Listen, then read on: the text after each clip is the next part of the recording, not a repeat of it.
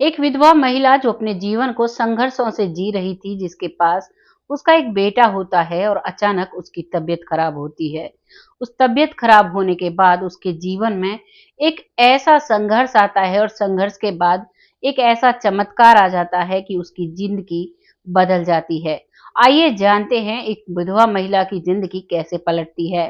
नमस्कार, मैं महक चौधरी आज आपके सामने फिर से एक सच्ची कहानी लेकर आई हूँ। इस कहानी को सुनकर वाकई में आपको विश्वास हो जाएगा कि भगवान जो किस्मत लिखता है उसे कोई भी नहीं बदल सकता।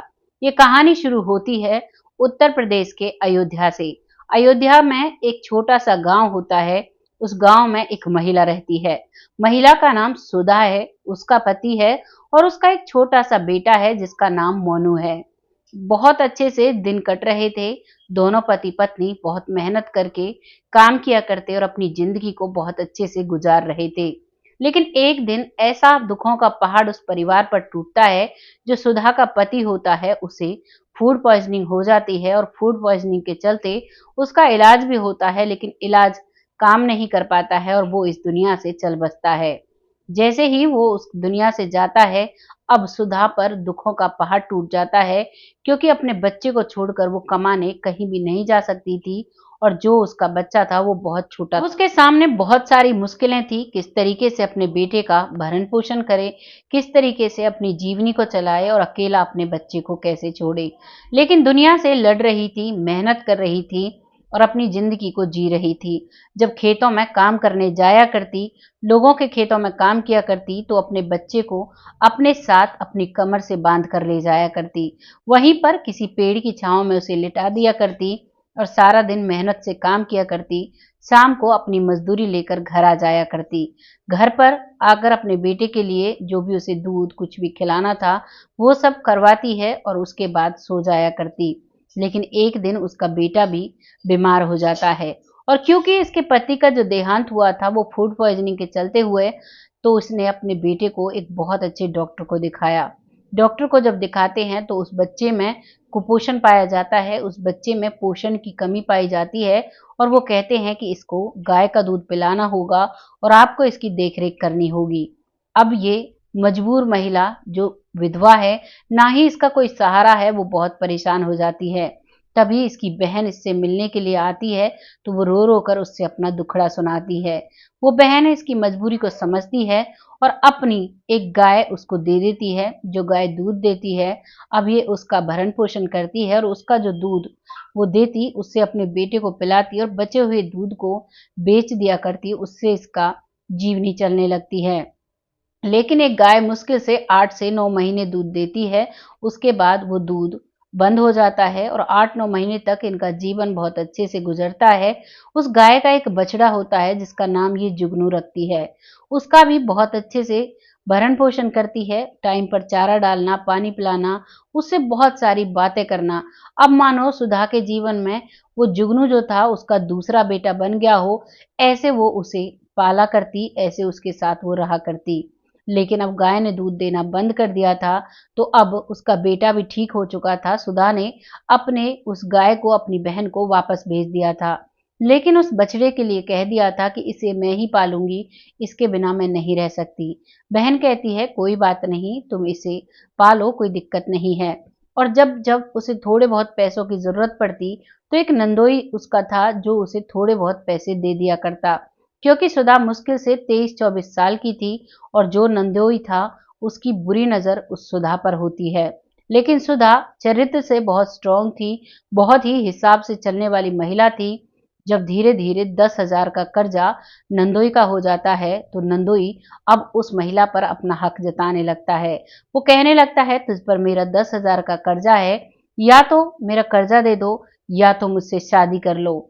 सुधा बहुत गुस्से में आती है और वहां से फटकार लगाकर उसे भगा देती है। इधर अपनी जो ननद है उससे बात करती है और उससे कहती है कि इन्होंने मेरे साथ ऐसा करना चाहा, ये मुझसे शादी करना चाहते हैं। तभी जो ननद है वो उल्टा उससे लड़ने के लिए आती है, क्योंकि जो सुधा का नंदेऊ था उसने अपनी पत्नी को पहले ही बता दिया था कि इसके गांव में कई लोगों से अफेयर चल रहे हैं, तुम्हारी भाभी सही तरीके से नहीं चलती है। इस बात पर ननद कहती है कि हमारा भाई तो वैसे भी नहीं रहा, अब तुमसे हमारा क्या रिश्ता है, आज के बाद हमसे बात मत करना और जो हमने पैसे दिए हैं उनको हमारे वापस लौटा दो। इस बात पर वो बहुत परेशान हो जाती है क्योंकि लगभग 10,000 रुपए की रकम थी और ये सन 1995 की बात थी। उस समय 10,000 रुपए बहुत ज्यादा हो जाया करते थे। अब ये कहती है कि आप चिंता मत करो, मुझे थोड़े दिन की मोहलत दो, मैं आपके सारे पैसे लौटा दूंगी। वो बहुत मेहनत करती है लेकिन इतने पैसे नहीं जुड़ पाते हैं उसके पास और वो बहुत परेशान रहती है। बार बार वो नंदोई आकर उसे धमकी दिया करता, बार बार वही प्रपोजल उसके पास रखा करता। जब वो कहती है कि अभी मेरे पास पैसे नहीं हैं, तो वो कहता है कि इस बैल को बेच दो, इस समय तो बैल की बहुत मांग है और तुम्हें बहुत अच्छे पैसे मिल जाएंगे और मेरा कर्जा भी पड़ जाएगा, तुम मेरी बात मानने के लिए तैयार नहीं हो। बार बार जब उस बैल को बेचने की बात करता है, तो अब एक दिन परेशान होकर सुधा एक किसान को उस बैल को बेचती है, लेकिन बेचते समय उससे कहती है कि अगर आपको इसकी जब जरूरत ना हो और जब मेरे पास पैसे जुड़ जाएंगे तो मैं इस बैल को वापस ले लूंगी, ये मेरी जान है, इसके बिना मैं नहीं रह सकती। उसका नाम उसने जुगनू रखा था और अपने बेटे की तरह उसे पाला था। किसान इस बात पर मान जाता है, किसान का नाम जवाहर सिंह होता है और वो अब उस बैल को ले जाता है। लेकिन 2-3 दिन के बाद वो जवाहर सिंह वापस आता है और कहता है तुमने मुझे ठग लिया है, तुमने एक बीमार बैल मुझे दे दिया है, ना ही तो वो कुछ खाता है ना ही कुछ पीता है और उसकी आंखों से लगातार आंसू निकल रहे हैं। इस बात को सुनकर सुधा बहुत दुखी होती है और कहती है अगर आप बुरा ना माने तो क्या मैं उससे मिल सकती हूँ। तो वो कहता है कि हाँ चलो मेरे साथ। और सुधा अपने बेटे को लेकर वहां पहुंचती है। वो जाते ही जैसे ही जुगनू के पास पहुंचती है तो जुगनू उसके कंधे पर अपना सर रख लेता है और उसकी आंखों से लगातार आंसू बह रहे थे। अब वो उसे कहती है कि तुमने खाना क्यों नहीं खाया, तुम्हारा चारा ऐसे ही पड़ा है। तभी जुगनू अपने चारे में लग जाता है और कई दिनों से भूखा था, सारे सूखे चारे को, सूखे भूस को वो बहुत अच्छे से खाता है और उसका पेट भर जाता है और अपनी मालकिन की तरफ, सुधा की तरफ देखता रहता है और बहुत आराम से बैठकर जुगाली करने लगता है। ये चमत्कार देखकर जो मालिक था, जो किसान था, वो भी बहुत हैरान हो गया था। वो कहता है कि अगर आप बुरा ना मानो तो आप 3-4 दिन यहाँ रुक जाओ, जब ये यहाँ के माहौल में ढल जाएगा तो आप चली जाना। इस बात पर सुधा मान जाती है और रोज उसकी देखरेख करती है और बहुत अच्छे से वहां रहती है। एक झोपड़ी उन दोनों माँ बेटों के लिए बना दी गई थी, जहां पर उसके पशु बंधे हुए थे, वहीं पर वो रहती है। और अब जो जुगनू है बहुत अच्छे से रहता है और बहुत अच्छे से खेत पर जाता, जो भी चारा उस पर लाद दिया जाता उन सबको लेकर आया करता। इस बात को देखकर अब सुधा कहती है कि अब ये ठीक है, अब मैं जा सकती हूँ।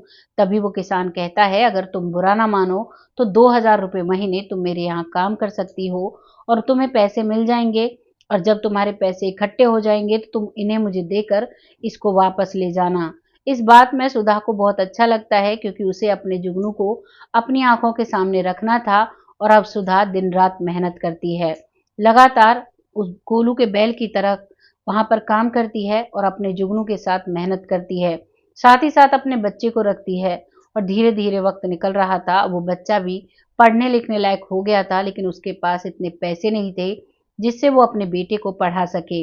यहाँ जो जिम्मेदार है, जो जो उस बैल को खरीद कर लाया था जवाहर सिंह, उसकी पत्नी ये सब कुछ देखती है। तभी वो कहती है कि अब तो इतना सारा तुम्हारा काम हो गया है, अब तो इस बेचारी को जाने दो, ये बहुत परेशान रहती है, सारा दिन इतना काम करती है, तुम्हारे पैसे तो पट गए होंगे, अब इस बैल को इसके साथ जाने दो।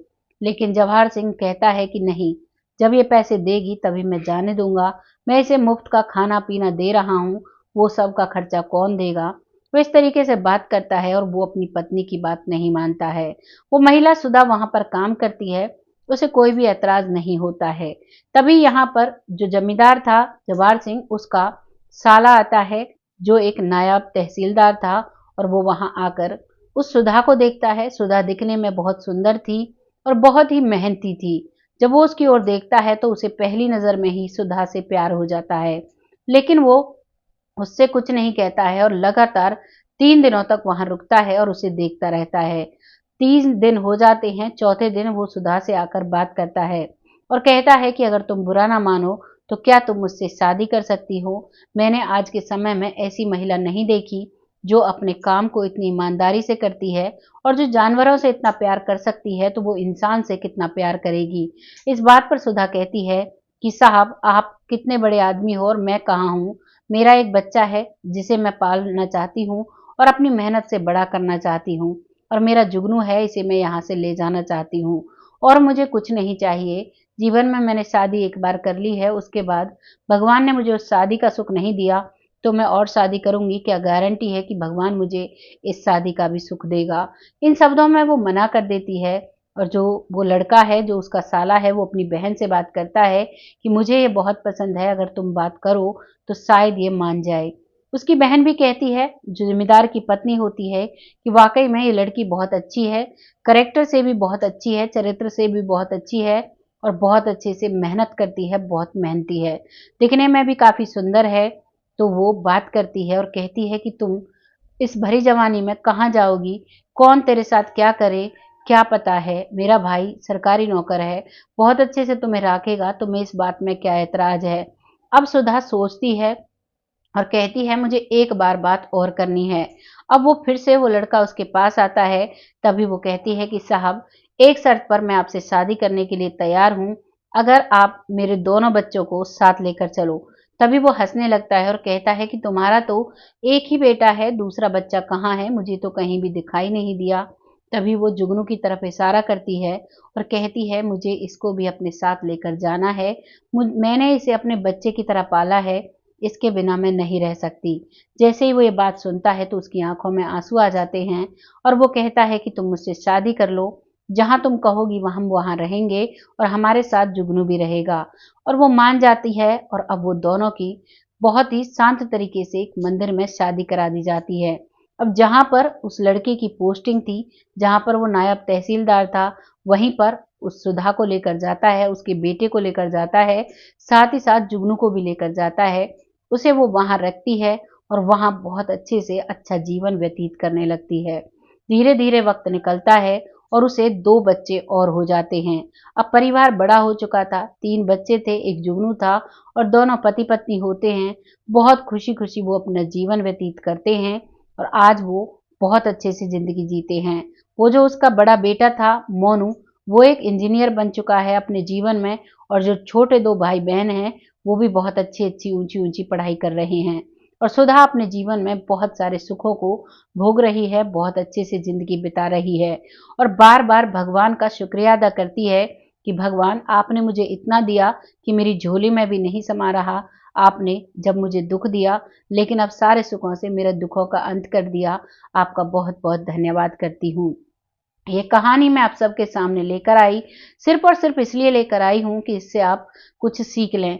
यहाँ पर सुधा, जब उस समय उसके पति इस दुनिया दुनिया में नहीं थे और उसके नंदोई ने भी उस पर गलत इल्जाम लगाया था, उस समय वो बहुत दुखी हुई थी, बहुत रोई थी। अगर वो चाहती तो उसी समय कुछ उल्टा सीधा कर सकती थी, लेकिन वो अपनी नियति से चली। उसने अपने चरित्र को कभी बर्बाद नहीं होने दिया और अपनी मेहनत पर ध्यान दिया। तो आज जीवन में वो सारे सुखों को भोग रही है, बहुत अच्छे से जिंदगी जी रही है। आपको इसको सुनकर एक ना एक सीख जरूर मिली होगी। जो भी आपको सीख मिली है कमेंट बॉक्स में लिखिएगा, लोगों के साथ शेयर करिएगा। ऐसी मोटिवेशनल कहानी लाने का बस एक ही उद्देश्य होता है कि आप कभी जीवन में उदास ना हो, अपने जीवन को शांति से और बहुत अच्छे से बिताएं। बस मैं यही चाहती हूँ। अब वक्त आता है उन लोगों का जो लोग हमें दिल से सपोर्ट करते हैं। बहुत अच्छे उनके कमेंट होते हैं, जिनमें सबसे पहला नाम आता है नीरज सैनी जी, जो बहुत अच्छे से कमेंट करते हैं। बहुत प्यारा कमेंट होता है, आपका तहे दिल से शुक्रिया अदा करते हैं। ऐसे ही हमें सपोर्ट करते रहें, अपने प्यारे प्यारे कमेंट लिखते रहें। अगला नाम आता है सरयू बाला जी, जो बहुत अच्छे कमेंट करते हैं। बहुत प्यारे इनके कमेंट होते हैं, आपका तहे दिल से शुक्रिया अदा करते हैं। ऐसे ही मोटिवेशनल कमेंट भेजते रहें। अगला नाम आता है जमुना जी, जो बहुत अच्छे से सपोर्ट करती हैं, आपका तहे दिल से शुक्रिया अदा करते हैं।